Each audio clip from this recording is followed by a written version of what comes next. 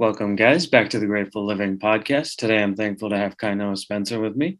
Kainoa is a necrotizing fasciitis survivor and a quadruple amputee, and will speak about his life experience. Kainoa, thank you so much for joining us. Thank you for having me. Very excited to be here.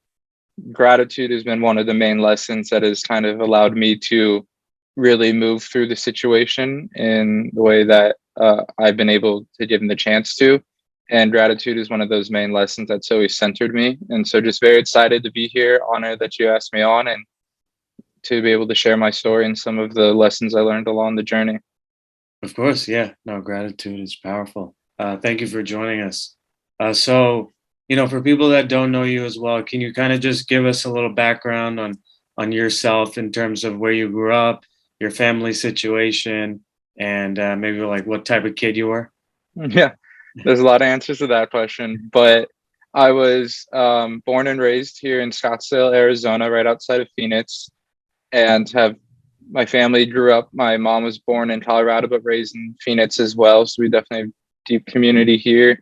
And my dad's from Hawaii, the youngest of seven. So we definitely have the big Ohana spirit on both sides, which has definitely played an important role in my life and developing my sense of family and that giving back. And so I live with my parents and my little brother who's 19 and no longer very little at all.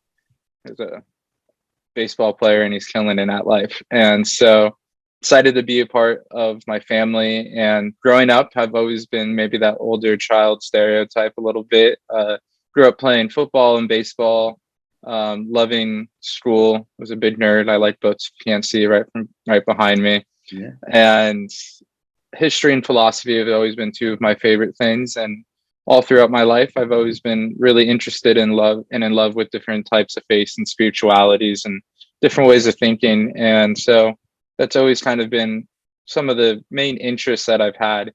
But definitely loved hanging out with my friends. I love hanging out with different groups of people, no matter who they are, and connecting with them. And just always been an inquisitive kid, I guess I would say. Yeah. But being able to spend so much time and have that connection, I think, with my family and friends here in Phoenix is awesome. And one of the main people that and community that built me up that allowed me to really have the courage and self to go to the other side of the country for college. Yeah, no, that's awesome. So not to get right into it, but Mhm. I guess maybe introduce, kind of the time period,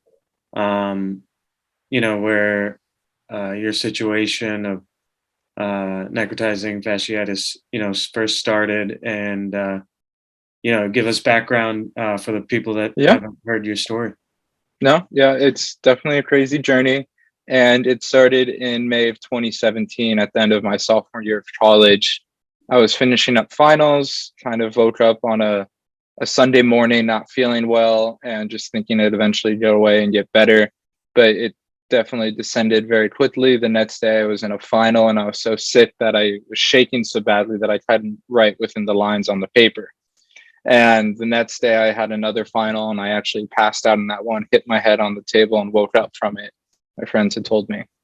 And that night I was cleaning my dorm room. It was the last night on campus. We had to get it all ready. And I was just very tired and fatigued just from cleaning my room. And that night I went to go lay down to bed or to go to bed. And I felt like a needle through my chest from laying there. And then so I knew that wasn't right.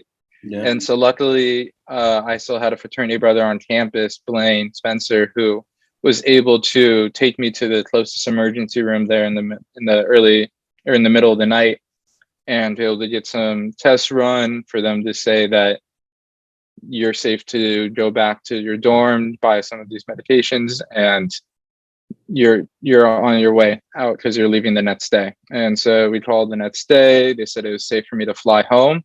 And so I had another friend be able to move all my boxes, take me to the closest, to the airport, and be wheeled onto the plane in New Jersey. And that was really the start of it all. And so when I landed back in Phoenix, I was wheeled into the arms of my parents, and we go home for maybe 10, 15 minutes. And I'm like, I need to be in the emergency room. And so I go to the closest emergency room there.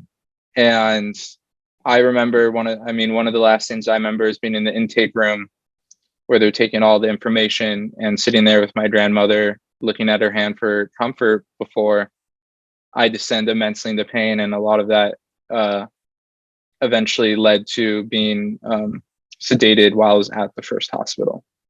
Yeah. And, so as you mentioned, the last thing you remember is your grandmother, and then you were sedated, and then woke up 3.5 weeks later out of a coma. Mm-hmm. How was first waking up, from the coma? Yeah, that's it. I was in a coma for 3.5 weeks. And so during that time, a lot of major surgeries went on. The amputations of both of my legs, beneath the knee on my right, above the knee on my left. And during that time, my necrotizing fasciitis and strep had gotten so severe that it caused me to go into septic shock, which is when your body really starts almost going haywire and attacking itself, centering the blood flow to the main organs and eventually like cutting off circulation to the outer extremities. And so they brought me up out of the coma to get a verbal nod from me because I had a trach, so I wasn't able to speak either, because I had so much going on with my lungs as well, that they had to get a verbal nod from me to take my fingers. And so that was kind of one of the first memories that I had waking up. But obviously, you're on a lot of different medications to keep you as close to pain-free, as not pain-free, but less in pain. And I forgot multiple times that I didn't have fingers because the bandages were wrapped up so high and you still had so much phantom limb sensation of feeling like, oh, I can move my index finger at and for a while I didn't want to accept it, but I can definitely remember the time that I do remember being told that I didn't have hands or fingers is when one of my favorite PTs in the intensive care unit at the Mayo Clinic, whose job at that point was really just to get me to try and smile and have me lift up my arms just as I was so weak. And I can tell you, like, the feel of the sheets under my skin, the smell of the plastic under my nose, and how the sun was hitting half of her face when I asked her, do I still have fingers? And I don't think she was really prepared for that, because I remember that there was one teardrop coming down the left of her face, and I'd never seen her cry before. But she really had to look me in the eye and say, no, you do no longer have fingers. And so I remember that moment vividly. I don't remember everything from that time, thankfully, but it was definitely moments where like that are very tangibly in my mind of remembering those first moments of the beginning of the journey of acceptance of what it means to wake up to your life ever changed. And so that was really one of the first things that I had to kind of cope with, was really accepting what was going on, because, I had a lot of blankets over my legs and you're constantly forgetting. And so for periods of times, you want to tell yourself that those limbs are still there, but that's one of the paths of moving through grief, because it is kind of losing something or someone, is that first acceptance, or eventually getting to that stage of acceptance. And I was luckily and graciously, with the amazing care that Mayo provided, been able to have that space of recovery, and with the resources that were behind me, been able to put purpose behind a lot of the pain that I had, and to really accept it. Because for me, not accepting it would be not putting any power behind all the struggles that doctors and nurses went through there at the Mayo Clinic to keep me alive and to, save my knee, save my thumb. It's all centered in gratitude. And obviously this is 5 years of therapy talking, but that wasn't my mindset in the very beginning of it. I was going to say, a lot of the reason why I like to do a lot of these interviews is, unfortunately, someone today is in a similar position to you, and might be listening to this. Obviously your graciousness and where you are today, 5 years later, shows. But I'm curious if you can, you know, how was it learning, about your fingers and things of that nature? Were you bitter? Were you mad? Or how was learning all of that? Mhm. It was it. I'm definitely a person who goes sad before mad, and it was definitely more of a, for me, an introspective thing of, oh, maybe what did I do in my life that caused me to have to receive this or have this? And there definitely may have been moments of anger throughout it. I think more for the moments and the struggles that I was facing then. And a lot of it, I think, stemmed from not being able to do the actions that I was able to in the same way and ease. And obviously that's a path that's a path of adaptation and learning that. Um, but no, it wasn't easy. There's definitely days of just, not wanting to accept the thing, accept the truth, not wanting to look at the goodness around me. Kind of, it's easier for us to fall into that, pushing the boulder down the hill and just allowing our mind to fall down into everything. And I luckily had amazing therapy starting in the hospital. And so it really allowed me to start addressing some of those issues of inadequacy or not really allowing myself to feel motivated about the situation because I was so tied to the ability to walk, as then I have my independence rather than developing it within myself first and then seeing those prosthetics or wheelchairs as tools to allow me to further that. But it was definitely, for me, a lot of more sadness maybe around what I felt like I was missing out on life, um, versus madness being mad towards God, whoever, you can go down a list and I could probably create a lot of people if I wanted to spend my time on that.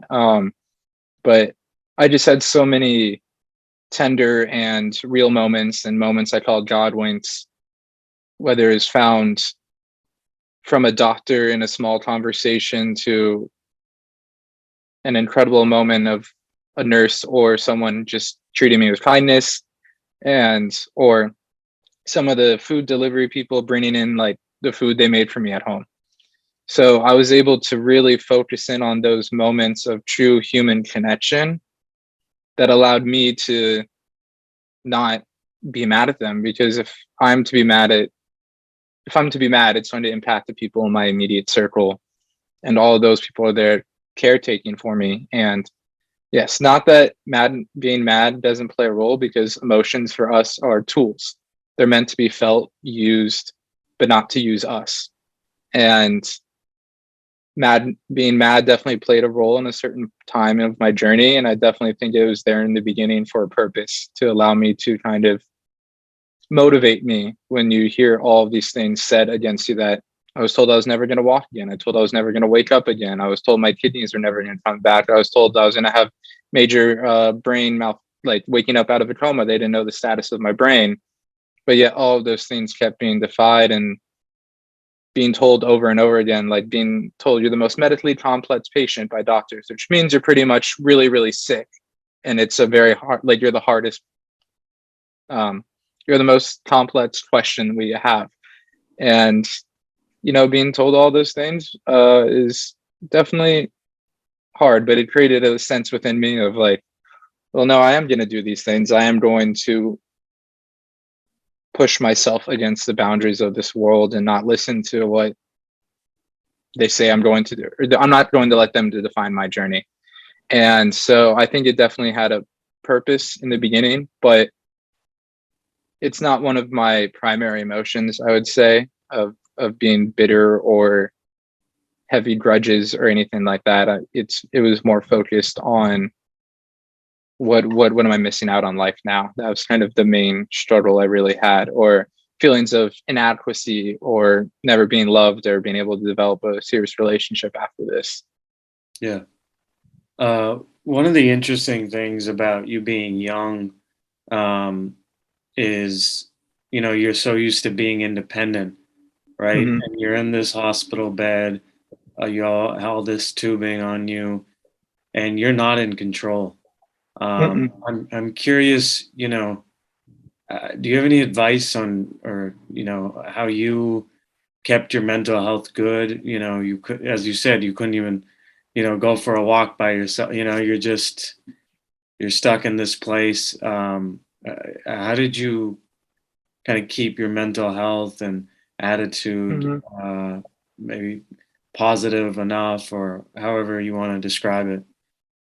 Yeah, I think really during that time within the hospital, what really got me through it was just human connection with other people. And I think Stephen Hawking said it of when the world tells you to look down at your feet, always remember to look up at the stars. Or he says something along those lines. And, it was, seeing friends that I hadn't seen in a while or interacting and having great conversations with people that it really allowed me to have a shift in my perspective of my situation. I couldn't have been around family or friends when I gotten sick and had to do all this over on the other side of the country by myself. I couldn't have been around one of the best hospitals in the US in my backyard that I didn't really know the full capacity of yet. Or I couldn't have been, or my family happened to grow up here, my mom, and she had a huge community that was able to rally around us and really be there for me. And my friends really did show up. And that was really one of the things that allowed me to like push past some of those. Obviously, yes, I had moments where I broke down by myself and hated the situation that I was in, didn't really see an end in sight, and could really focus on those things. And I definitely gave space to that because I definitely think that's a real emotion that when you wake up to something like this that you have to move through, you can't just what I almost call like toxic positivity and just say that like there's always a plan behind this, there's always this, and this, like just look past. And I'm like, yes, those are all true and valid things, but that those lessons come later on in the path. They don't. That's not where you start off. You start off with the process of um, accepting the truth to really understand all the goodness and community that I had around me, so that I could truly see the beauty of my situation. Is really that acceptance, understanding, and then sight came afterwards. Um, but I think for me, it was really one of the lessons of that I got from one of my therapists, and she's an energy healer in the hospital. Is I can't even say the phrase without crying, but it's such a simple phrase, but it's kind of you have no idea how big your life is going to be, and we really don't. Like I had my life completely planned out, right? I was 19. I was going to graduate from college with my master's and then move on to my career and do X, Y, and Z. And so there's a phrase that you make a plan and God laughs at you. And I'd send it a little bit and it says, he laughs at you not because of how big your plan is, but and how small you've made your own plan for yourself. And for me, one of the really things that I had to accept was when you're having even people have to lift up your arms for you or have every sense of independence taken from you, it's a big shot to your ego. And there's many people who constantly want to battle that and lean into that to be a full and person within myself and to feel validated that I need to be able to do X, Y, and Z by myself, and that defines my independence. And whereas I think, yeah, I definitely have the will and drive and ability to want to drive by myself, go out to the store, have walks by myself, just moments like that. But it was really understanding that gratitude and all the things that I had around me and within my sphere of who were giving back to me, that it was really that kind of allowed me to push forward, focus on just constantly making everyday progress to get through those monumental milestones that they're putting ahead of you that are like you don't even think would ever be possible. But slowly over each day and day, I took the small role each forward that I could each day. Yeah. And that was really the thing that I just focused on, was community and having that gratitude every day of waking up like I couldn't be here. Each day is another, and I know that sounds very cliche, but I think cliches are cliches for a reason sometimes. And I focus a lot around quotes and heavy words that have impacted me. I'm a public speaker, so I love the power that words can have. And Tchaikovsky, the Russian composer, I think, yeah. But he says, in a word, there are many thorns, but there are roses there too. And I love that because it shows that there's always going to be this sense of not chaos within our lives, but we, as much as humans, want to etch our faces into the side of the walls, build monuments that we never think are going to fall down. All of that will eventually turn away to sand in the wind, and all we'll have left is the impact that we had with each other and on each other. And for me, that was really just one of the main lessons that I took in was we can try and do all of these things. We can think that we can have control in life, but at some point we have to understand that not everything is within our control. And to really be able to be a tree in the wind and bend with the times. And not that we can't have goals and dreams and directions, and we all do, but it's being able to adapt those to some of the forces outside of our control that come into our lives. Yeah, no, that's powerful perspective. You talked about it a little bit in terms of community, but as you look back at your journey, for those trying to support someone in this position, whether friends or family, is there any advice you can give us as in terms of being helpful and in terms of being of actual support, in that journey? Yeah. Each person is definitely different. What works for me isn't, I definitely know doesn't work for some of my friends who are also in similar situations. Yeah. But it all starts out of a place of respect and to treat each other as equals and understanding that just because I look a little different and your kids are pointing, that's not a bad thing. You don't have to usher them away like I'm some pariah within the city. It's rather to really, I think they're pointing because they haven't seen it before. And it's just, I think kids give some of the most valuable truth and insight into something like this because they have no filter and they just ask the question and it's just out of the pureness, goodness of their hearts. And I think that's really where friends and family can be helpful or detrimental is with their intentions. And, the path to hell is paved with the best intentions. And one of the ways that I look at it, even in regards to gratitude or in regards to control within life, is trying to fit someone or thinking about we have control in our lives is like gripping a dagger by the blade. We think we can control it. The harder we hold it, the more we keep it within our control, where we're going to fix it, right? But the harder you grip a dagger, it's going to cut into you, it's going to hurt you, and it's probably going to hurt the people around you. And that was one of the main things that I really learned is for me to release that, to move on in my life and to release that sense of control. I had to let go of that dagger. I had to put that down and to live more openly.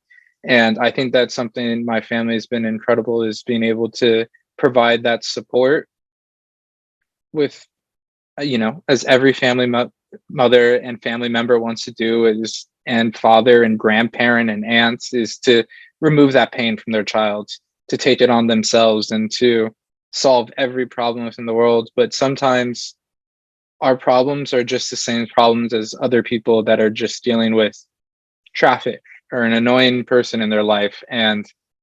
But sometimes it is like my leg does hurt or my wheelchair is broken and I can't get out of bed, and it's things like that. And it's being there as a support and to be there, but not to take control of their life, because that's what it means to be equal, is to be along the journey with the person, not leading them in it.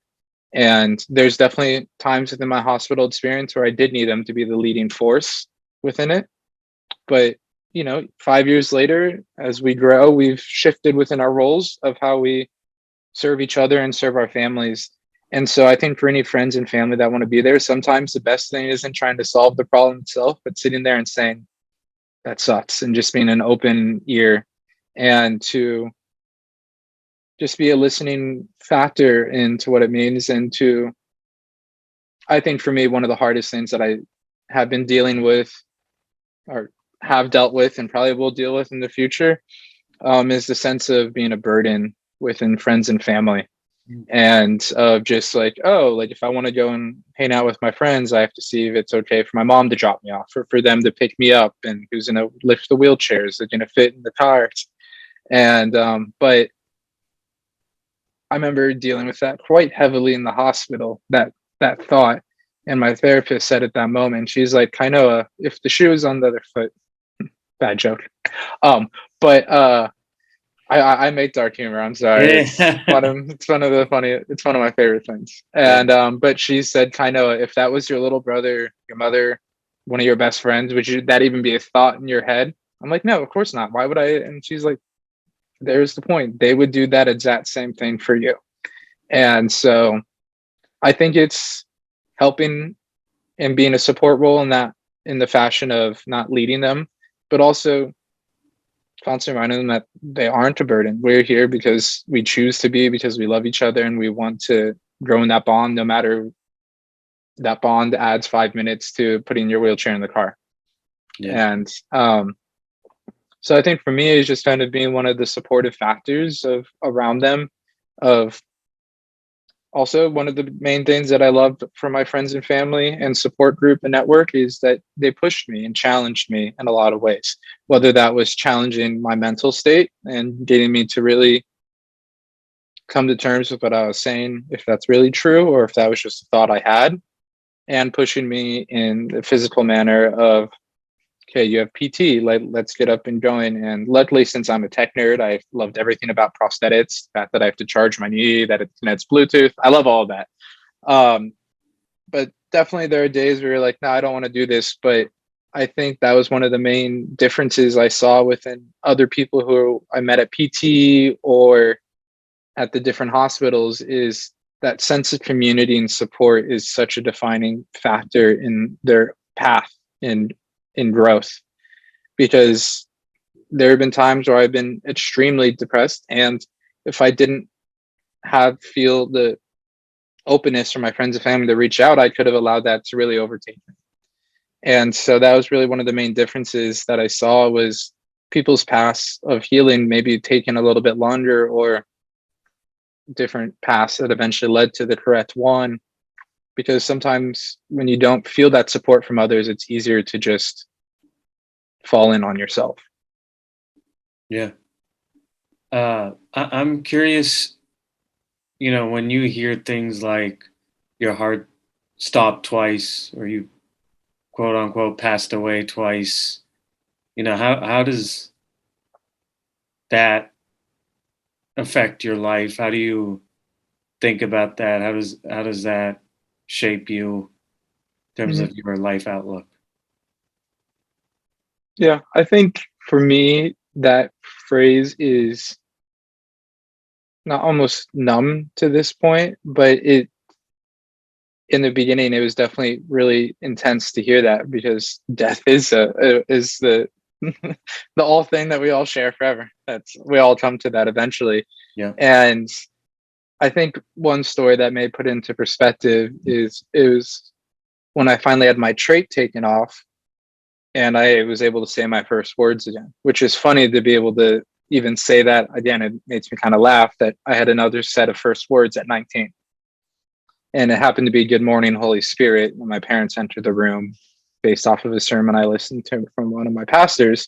But it was really that moment of saying those first words again and kind of being in that state and kind of having to reconcile with that. Oh, sorry, I kind of got off track there. Could you ask the question again? I'm sorry. Yeah. No, I mean, I just, in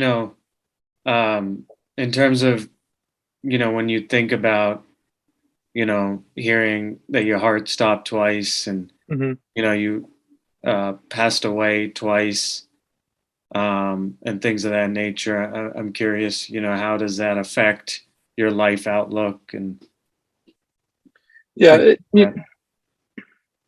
I think for me, since while I was in the coma, I did have experiences of faith on the other side.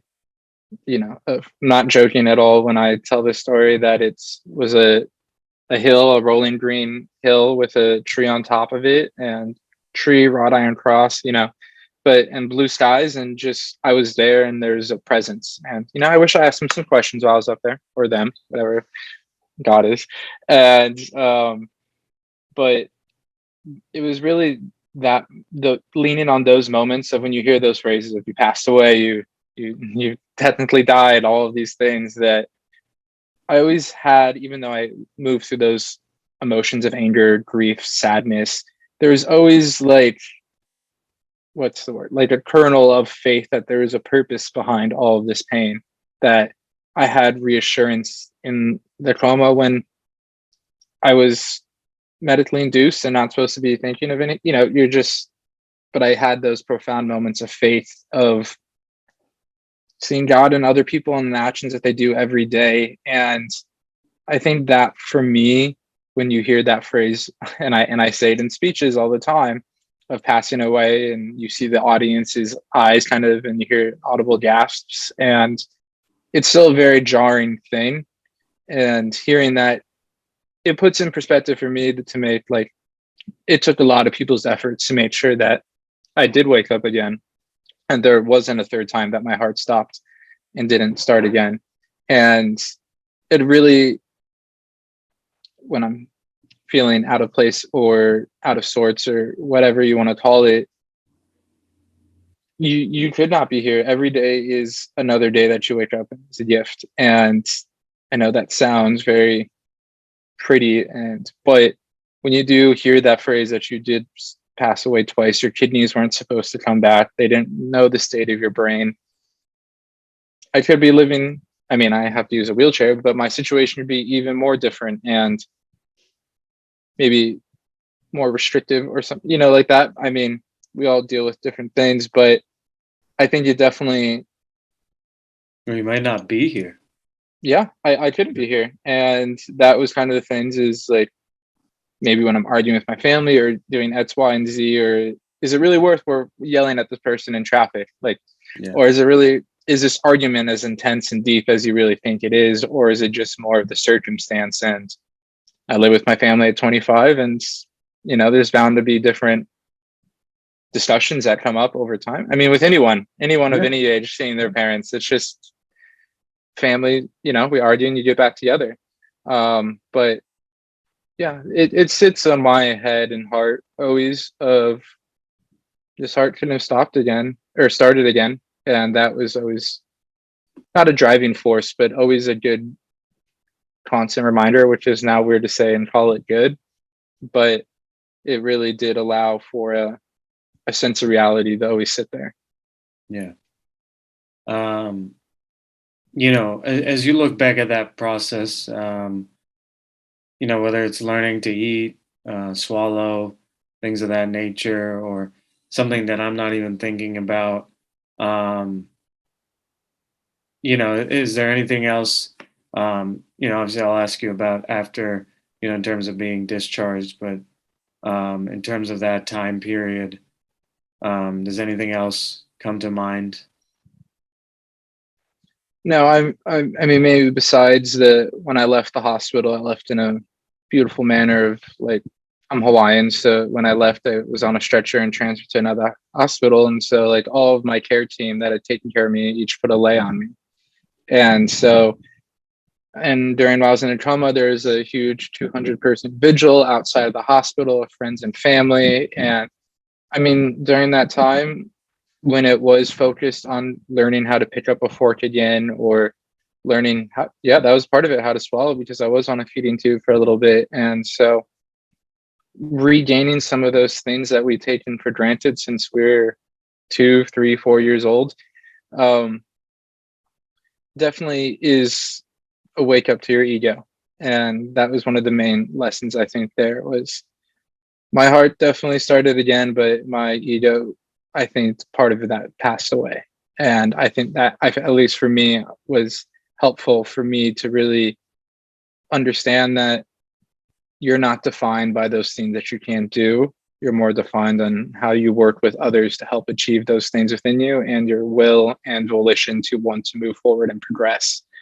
And if I wasn't been able to leave that hospital unless I truly wanted to and tried and participated in the physical therapy and the classes, or not classes, but working with the different physicians on what it took to learn how to swallow there and regain normal other bodily functions, and even coming off of heavy medications. That's a whole nother aspect that messes with your mental health. And but just during that time, is for me, it was leaning on those small moments of the office, of watching the office at night, and just those true human connections, or like I said, the conversations with the people who delivered me the food at dinner, and making connections that we did there.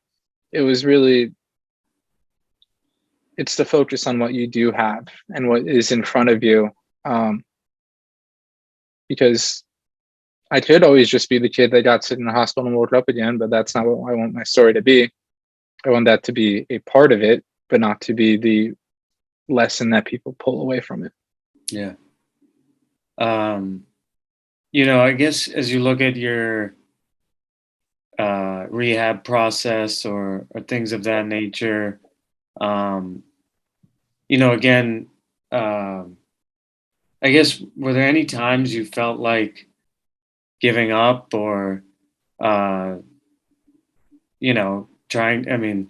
I imagine trying to walk again for the first time was difficult and there were falls and, I guess, did you ever feel the other side of not the positivity of this is too much or this is too big of a challenge or? I don't think that I was ever pushed to the extremes of maybe in the hospital in the very beginning of like saying this is too much for me. I don't want to be here. I'd rather not wake up. But that thought shifted pretty quickly when I first woke up out of the coma and I saw the fear in my parents' eyes. And you see your 13-year-old brother sitting there staring at you with 17 machines behind you to keep alive. Or you see all that hard work that I keep saying, that the constant everyday care from the nurses and doctors and hospital staff, and seeing what the community did. All of that really truly allows me to focus on me giving up is at least how I see it. Me giving up and saying, you know what, it's not worth it. I'm just gonna stay in bed all day and we'll see where my life goes. That wouldn't be putting all of their hard work and their, not pain, but all of their dedication and energy towards making me healing me. It'd just be throwing all of that away. And that's something that I'm not going to do. I'm going to put a purpose behind what was done to me, or what life had given me. I was going to put a purpose behind the pain and suffering I saw my family go through.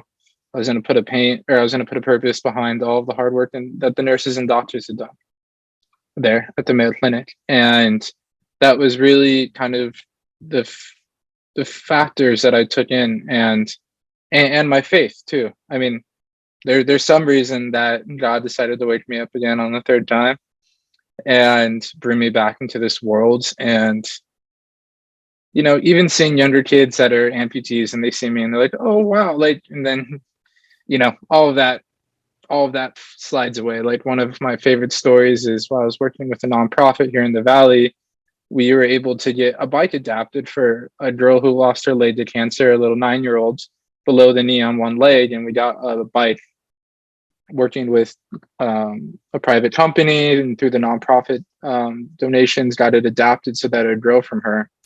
And I think as soon as she said, Mom, I can ride a bike again, and smiled, all in that moment alone, all the pain was worth it, because I would never been brought to this situation if it hadn't been for that. And I always tell people in my speeches that I asked to I prayed and asked, be able to impact people's lives and be given chances to help people. And I just never asked for fingers and toes along with it. So you better ask carefully, because it's definitely listening up there.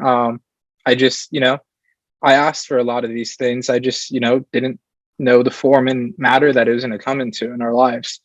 And so I think that's one of the things too, is to always be listening and having your eyes open and peeking behind the curtain a little and seeing that it may look like a disjointed moment of chaos, but those dots will connect later on down the road. The people you meet, I feel like if you give them a purpose and place and allow them into your lives, they're going to impact you later on.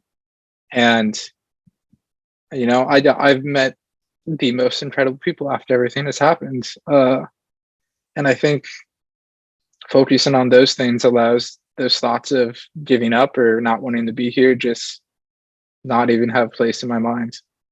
Yeah. You eventually transferred to ASU. Mhm. I'm curious, there you probably made a lot of new friends. For people, I guess, do you have any advice on interacting with people with limb loss or limb difference, or is there anything, from the other side, if we're in a class with you and we want to become your friend, because we think you're a great guy, um, that you would say is. I mean, for me, it was the friends that I made there. Obviously, my college experience at ASU was very different than the one at Seton Hall. But how I made friends stayed the same. It was just by class and interacting. And obviously, I don't want the first question to be from all of them is like, so how'd you lose your limbs? Tell me your life journey. Because I'm like, I'm not asking you your medical journey. So Yeah. what makes you entitled? But it's more from we just connect as friends and as a person to person. And eventually, when I feel comfortable or they feel comfortable asking me in a kind and manner and out of a place of respect, then that's really where you can build is and me to tell my story and to build friendships with them. But at least the kids in my class that I've become friends with, I mean, eventually the conversation did come up of my journey, but it was more of me kind of telling them. But it was just us as friends first and connecting on the class itself or on common friends that we had. Um, that was really the main thing that I really just noticed from the people that I chose to be friends with and the people who I did not like how they discussed my different body. That was kind of the thing is that you're just making another friend with another person. Even back to your question of earlier of what I was talking about with being with like because I speak to elementary schools and stuff like that. The kids there are just open and they ask like, oh, where's your fingers? What happened to them? And without even a malintent, it was just them being curious. Yeah. It's the same. And I mean, we're able to read people quite well. If they're asking with malintent, then I'm not sensing a sense of respect from them. But, if they're speaking from what I feel is a place to want to get to know you as a person and just truly make another friend, then for me, then I'm able to have these discussions. I'm a relatively deep person when I discuss, and I was always taught to interview people that you meet and to really get to know a person and to have those levels of depth within conversation. It takes time. And, just like with anyone, when you're transferring to a new school, it's always interesting meeting new people. But I had relatively small classes that were discussion oriented that allowed for us to get to know each other in a academic setting quite quickly. And I'm a relatively outgoing person, I'll say, so I always reach out and if I want to make friends, and I do. And that's the cool thing too. For a while I thought I wasn't going to have any new friends or relationships or boyfriends or girlfriends. And I remember my therapist while I was in the hospital dealing with this issue, she said, Kainoa, it's actually the exact opposite now. This is going to reveal all of your true friends and reveal all of the ones that were not your friends for the right reason.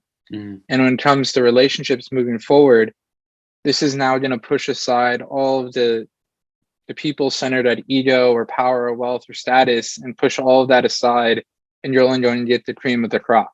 You only get the people that truly are there for your heart and who you are and want to connect with you and grow in that sense. And that line I'll remember forever, just because it completely flipped it on its head of saying kind of it's actually the opposite, because this is showing people's I do have the gift sometimes of the gift and the burden of people tend to show their best selves to me in the beginning.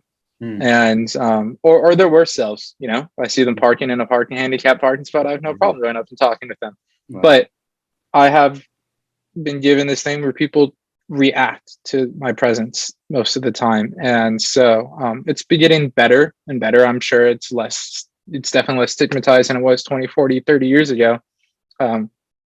Maybe not the ADA compliances are still, though those aren't everywhere yet, but you know, it was really that phrase kind of that just allowed me to switch it and be like, actually, all these people who want to be your friends now, like, trust people and, you know, be able to, I feel people are intuitively pretty smart about people when they're asking with malintent or out of respect or X, Y, and Z. And, you know, I think sometimes even questions that are out of a sense of respect can come off in a disrespectful manner or an uncomfortable manner, because one of the things always is it's not how it was meant, it's how it was taken.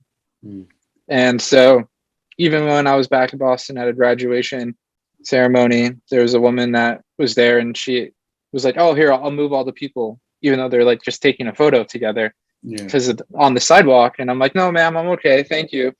And she was like, no, I'm going to move them for you. And I was like, I'm not going to have them separate their photo just because you're not asking any of the people behind me who are standing if you want them to walk by.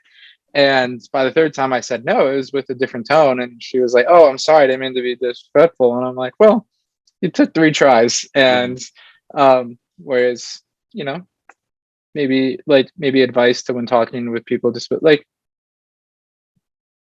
only ask them once, and if they say no, then no, and then it's they're an adult. They know if they need help. I have no problem asking my friends with certain things, but they also know when to let me push or do my own thing, and just out of a sense of respect, I think is kind of what I've been getting at almost now that I'm hearing myself talk. It's really centered to that concept of respect for the other person before seeing them obviously as a person in a wheelchair. But I mean, obviously it's visible and that has to be acknowledged, and it may have taken me 5 minutes longer to push up the ramp than you to walk up the stairs, you know, so not to be blind to the situations of others, but to respect them for the person that they are in the beginning. I'm curious, you know, for your own self-love journey, you mentioned it a little bit in the beginning of, you know, inadequacy in dating life or things of that nature. You know, you've been able to have 5 years. You know, I guess for someone in, you know, year 0 to 1, as they're reintegrating themselves back into, you know, society and things like that, and it's a new version of themselves. You know, is there anything that you could say about, you know, the journey of self-love? I would maybe give a couple things. First is feel those feelings that you're having in that time and place, because like I said, feelings are tools for us to use and not for us to use them, or not for them to use us. And if you're feeling sad, you know, have a bad day, like eat your worst favorite food, like sit on the couch, like do those things that comfort you in that way, or feel the emotion out completely. But know that when you wake up that Monday after that weekend of feeling those feelings, know that you are going to wake up and it's going to be a different situation about those feelings, and put a purpose behind those feelings and just don't allow them to sit there and bubble. Bring them to fruition, like have them serve their purpose of being emotions, because there is positivity about being angry about certain things. There is used to feeling sadness about moving through the stages of grief when you lose a limb or are paralyzed or just any life altering change. And for, it's really feeling those feelings, and it's really hard to look forward a lot of the time in those moments, but to know that, I know the phrase is simple and easy, but the best is yet to come. Like, we truly have no idea what our lives are going to bring in front of us.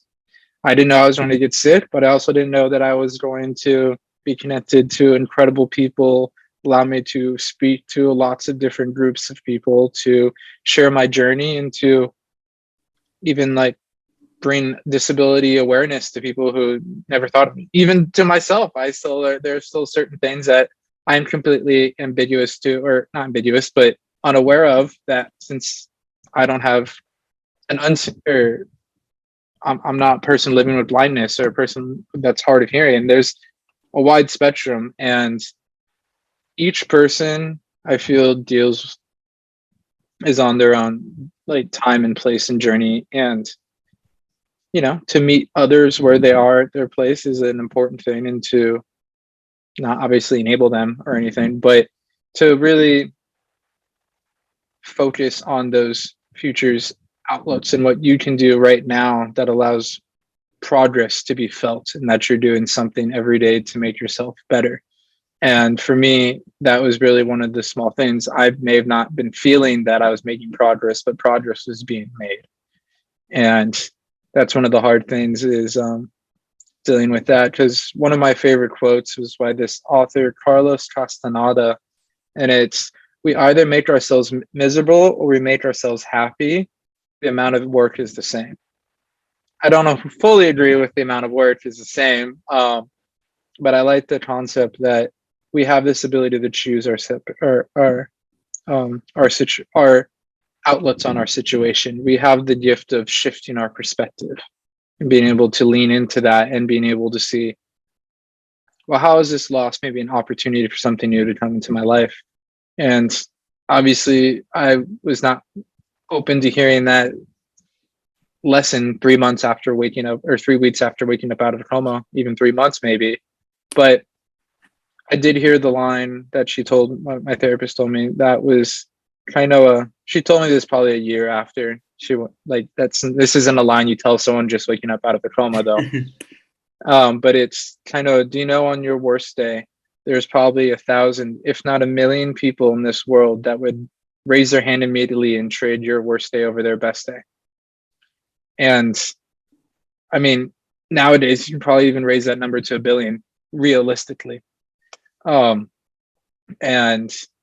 it's just kind of that line puts gratitude right at the center of waking up. And I have air conditioning. I have family that's here to support me. I mean, I can go on a list much longer than the fingers on my hands, but that was kind of one of the lines that really put a lot of everything into perspective, that gratitude sits at the heart of it. There's people that would love to be on your worst day and it feel like one of their best days. And that really kind of put things in perspective. And, when you're going to PT and seeing other people's issues and getting to talk with them and getting to hear how they deal with things, or, tips and tricks, like, that's one of the really cool things in that first 2 years, is being open to the community now, like not wanting to force yourself back into maybe the old friend group or the old like way that you're acting before, but to be open to the new communities that are going to come into your life, the new people, the new experiences, and to not try and pigeonhole them into what your life used to be, but to be excited for what your life is going to be. One of my favorite quotes is, for us to live the life that we are truly given, we have to give up the one that we thought we had. And it's just really puts in perspective that if I wanted to move forward, I had to accept that I wasn't going to go back to Seton Hall and graduate in 2 more years and get the exact degree that I wanted. But I looked deeper and I'm like, well, why was I wanting to go out there? Why was I wanting to study this? And finding those internal heart reasons of why you want to do those things, or why you wanted to live that way. You can still live that way in your heart, and just in a different form and matter now. And definitely took me 5 years of therapy to be able to get to there. and be able to understand that I can live my life in a way that is still in alignment with my values. If even so, probably my values have become more clear and more elevated than before.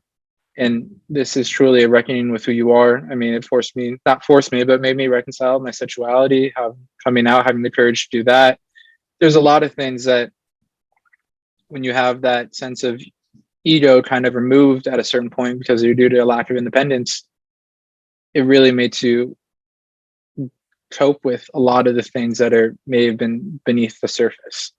And for me, I now know that that was a gift of having to be put in situations of acknowledging and understanding just the differences that we're going to have in life now, and that there's nothing wrong with that. And if anything, that you're going to gain power from it once you come to that place of acceptance. Yeah. 2020, you had some, you had an epilepsy and seizure journey. I'm curious, is there anything from this time period that you'd like to talk about? I would say that it definitely enlightened me to the completely different side of disability, of unseen disabilities, of something you have a lot less control of. Like, I couldn't go to physical therapy or work out harder or stand on my legs longer so that I could get better at walking. With seizures, you can't. Yes, you can do things to reduce what you know are your triggers. You can go on medications, but a lot of it's out of your control. When a seizure comes over you, it comes over you.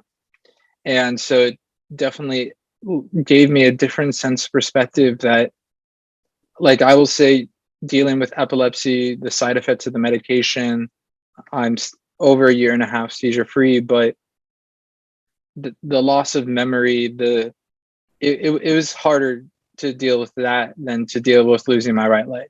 Left leg, no. But I will say that very astutely, that it was a completely different coping process and mechanism of being able to have, like, I thought I had everything figured out. Like, we got my legs figured out, all of that stuff. And then this comes out of nowhere and shows you still how much you don't maybe have in your control, but that you are going to have to adapt with and learn to live with, and eventually move past it and just have it be a part of your life. But now I can have a glimpse into the life of someone who does live with epilepsy on the constant, and allowed me to have a taste of those side effects and kind of a completely different journey than what I was on before, even though it's all under the disability umbrella.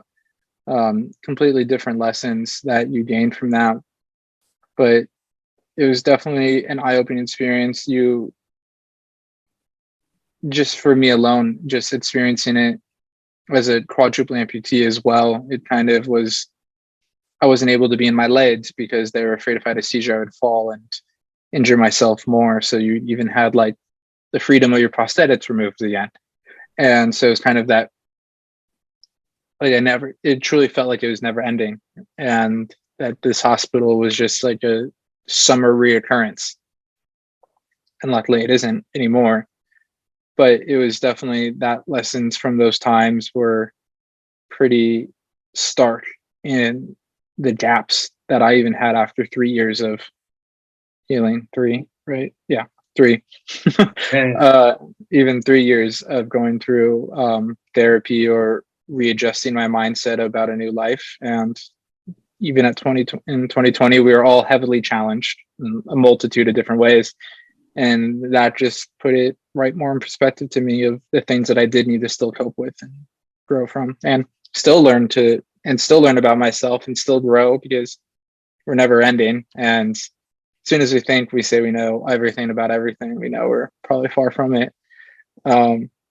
Because, there's always going to be new technologies. There's always going to be ongoing things. Where one of my favorite quotes is from Andy Andrews: "We're in the middle of a crisis, coming out of a crisis, or heading towards a crisis." And it's not to say that to live in this constant state of chaotic anxiety, that then that's traumas on its way, but it's to understand that those things are going to be coming into our lives, or we may be leaving a bad experience and moving into our new day, but that experience is still with us. We may be dealing with the new experience or the harsh experience in our present day, or we may know that an uncomfortable experience is coming in the future, and to kind of understand that that's going to be that's, I feel, a part of human life. And it's either we can choose to carry it as a burden on our shoulders, or to just understand that it's something that's going to go in our backpack. And that was just kind of another shift in perspective that I had during that time. Yeah, I'm curious. How do you stay so positive and so strong? For example, someone in a similar position, could be very bitter and angry, and summer of 2018, colostomy reversal surgery. Summer of 19, skin expansion and skin transplant surgery. Then the seizures. I mean, someone could be very, you have a lot of grace and a lot of positivity and a lot of strength. Why aren't you the other way? Why aren't you bitter and annoyed and uh, negative all the time? Well, I think it starts with my family and community around, and friends that just are able to keep me not keep me in a positive mindset, but to, like all of us, get out, do different experiences, live life, and to constantly remind me of gratitude, and still check my own ego, and to really still have that a part of my everyday. And not that I don't have moments of sadness or falling into different days of just not wanting to be this positive, because in constantly living as the inspiration, air quotes, right?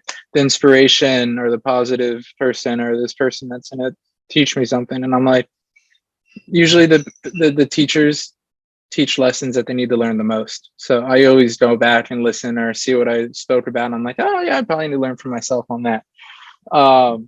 And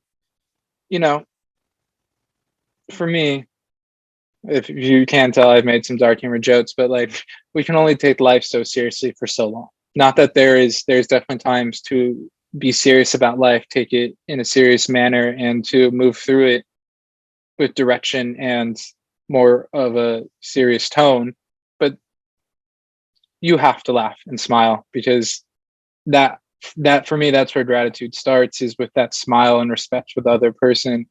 And yes, I can go down the other side very quickly, but I can go around my room and look at different things that remind me of different journeys or moments of experiences that bring me back into alignment and bring me back out of that sense of discord. And there's usually a lot of those moments of when we're going down in depression and sadness, and they start with a grain of truth, and then our brain warps it into this pile of that one grain of salt is at the bottom of it, and it's just surrounded by a bunch of lies.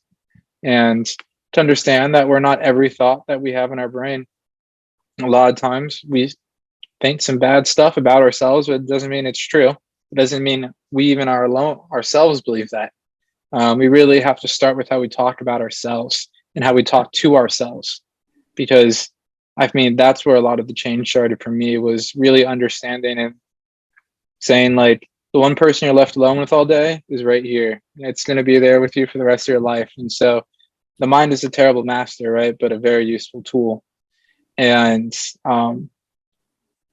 it's our choice each day when we wake up to slide into gratitude and acceptance, or to make the easier decision to listen to what the world tells us, that I am just another statistic, that this is what I'm going to be, that I shouldn't have a job, I should be on just on the welfare, which both are valid, but that's not the path I want. Or telling me that, like, you're not going to walk again, you shouldn't do this, and that's just where these are the jobs that you could have. And rather than me focusing on what I think I have to do, the power I know that I have within myself, and being able to have the resources around me to utilize them the proper way.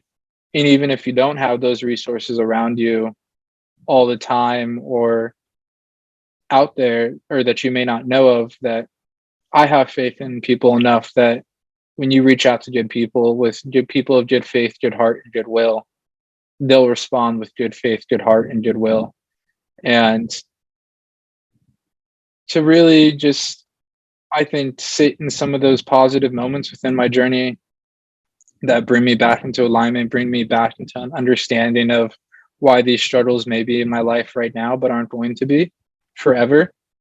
And if there are some that are going to be in my life forever, then how are you going to live your life in a way that those do not overwhelm you or do not feel like burdens upon the shoulders of yourself and those that you choose to be in, that you choose to share your life with. And I think for me, I'm able to, what people see me as so positive is because it's just an authentic way of looking at my situation. There is sadness within my stories. There is tears. There is moments of heartache. There is moments of anger against certain people. But there's moments of tenderness. There's moments of happiness, and all humans can connect on that. That's something we can all connect on. And what I always love to speak to and speak about is that just as my journey is very visibly jarring and my life change was so very life altering, that doesn't mean that the lesson of talking to yourself in a positive manner can't connect with someone who's dealing with their own life issues. And so many people say, like, I can't even talk to you about my issues because it doesn't even come close to yours. And I'm like, that's not how it should be. Because what may be a 2 for me in my life may be a 10 for you. And what's a 10 for me may be a 2 for you. And that doesn't make those problems invalid. It just allows me to have this experience in my life. Has just allowed me some insight into how I cope with it. And if it's the moment of sharing it with you that makes me feel better and gives you a moment of insight into yourself, then that's that brings me positivity. And to put a purpose behind what I'm going through always, and having experiences like this, being able to share with you, that's really what keeps me going. It's like not allowing these things to fall, or allow my whole journey to just fall into nothingness. I don't want it to define me, obviously. I want myself and my own intellect and brain and what I bring to the table define me. But we are I feel just at a stage in our life, to where everything in our lives can be rearranged constantly. We don't have this sense of control that we really do. And for me to lean on those around me, lean on the community, lean on the values that I know that I hold in my heart as alignment, lean on my faith and understanding that, as I said earlier, the cliche of that there is a purpose behind this, but that this maybe not be a plan that God has laid out to you, but right now in this moment, that this is the experience that you've been given. And what is the best way to, honestly, for me, what's the best way to serve people? Because that's what we're here to do, is love others and serve people.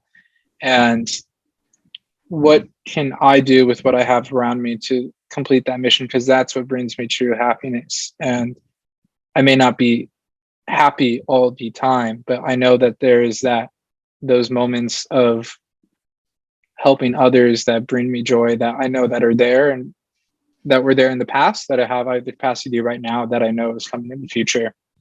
And it's just sort of focusing on those rather than, oh yeah, I could be in New Jersey right now. I could be in Manhattan. I could be walking around, feeling the water run through my fingers and sand beneath my toes again. Like that, those are still things I think about, and those are still real emotions. They do serve a purpose, because being able to relay that information to someone brings into reality the situations that people with disabilities live with, that you may take sensation for granted, that you can feel a hot cup of coffee and remove your hand before you burn it. but not everyone has that, and they put a cup of coffee near their leg and didn't realize that it burned them. Or, I mean, me going to a physical therapy rehabilitation unit that was for people living with spinal cord injuries was a really eye-opening thing to me, because I was able to move around with more ease than someone who had all of their limbs. Where in the beginning I felt that this was just a story of loss for me. And but I've been gifted all these different moments of, I would truly have to put the blinders on myself and want to deny so many of these experiences if I wanted to just say that this was all a random fluke. Yeah. It isn't. There are things that took place in it that led to where I am now. Yeah. We've talked about a good amount in this time. Was there, something that you wanted to share, or perspective you wanted to share, or question you wish I asked? Mm.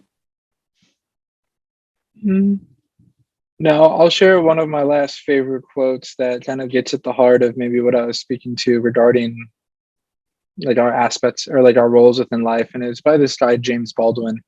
I forget I think he's an author, but I have it written down. You got to tell the world how to treat you, because if the world tells you how you're going to be treated, you're in trouble. And so tell them first out of a place of respect, because we know this world doesn't always speak to us with respect, anyone. And for me, it's being able to have the courage within yourself enough to be able to, we may not be able to choose the life that we are given. I didn't choose to become a quadruple amputee, but with how we move through life with our minds and how we think and how we act and use our bodies, and with how we work with others, we have the chance to mold the life that we are given. And I think that's the really important differentiation, is that, yes, I didn't have the choice to become a quadruple amputee. That was given to me. What I do have a choice is how do I respond to it? How do I use it to help others see that if their situation is near mine, similar to mine, worse than mine, that there is, it's very cliche, but there is a path, there is light at the end of the tunnel.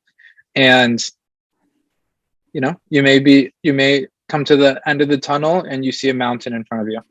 And I mean, we love the views from the high tops of mountains for a reason, because it's hard work, dedication, and when you're up there, there's a difference from it because of all the hard work and dedication you put behind it. And so for me, it's being able to understand that we have a choice in how we respond to it, and that choice needs to be grounded in gratitude for your life and love for others, because we can't start without gratitude and loving ourselves and loving others.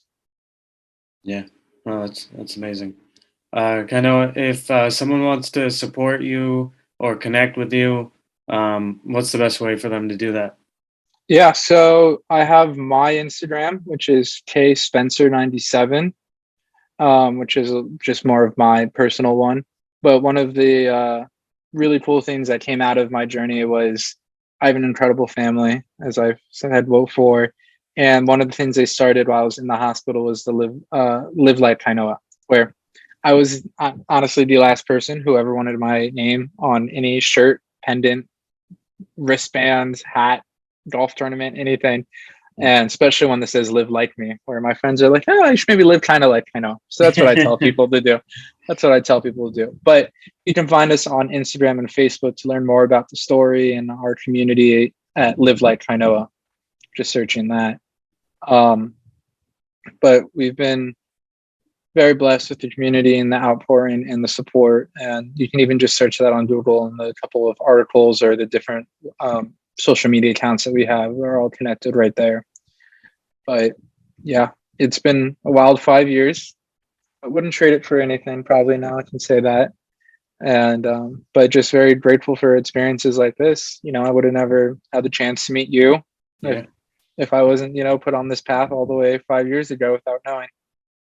Yeah, very true. Well, Kainoa, I just want to acknowledge you and thank you for sharing your experience. Like I've kind of said before, your grace and your strength. obviously you provided me with the history, and it just was, punch after punch after punch, and you've continued to stay so strong and um, live with such grace. For me, as I reflected, I was like, if I was in his position, I'm not sure that I'd carry so much grace. I don't know if I'd be so positive. I don't know if I'd probably be a little bitter and negative, and I don't know how many friends I'd have and things of that nature. And the way you carry yourself is the total opposite. And you've seen, you you know, just doing all the research and all the speaking that you've done and things like that, you continue to, you know, do the other side, which is the positive, and sharing your experience and enlightening all of us that um, might not know as much about disability and things of that nature. And so, I just want to say I really respect the way you go about life, and um, that's a testament to your nature and to yourself. And um, you know I just it's awesome to see that. And yeah, No, thank you for all no, thank you very those much. Your words mean a lot. That yeah, I take into heart. Thank you very much for that. of course, thank you.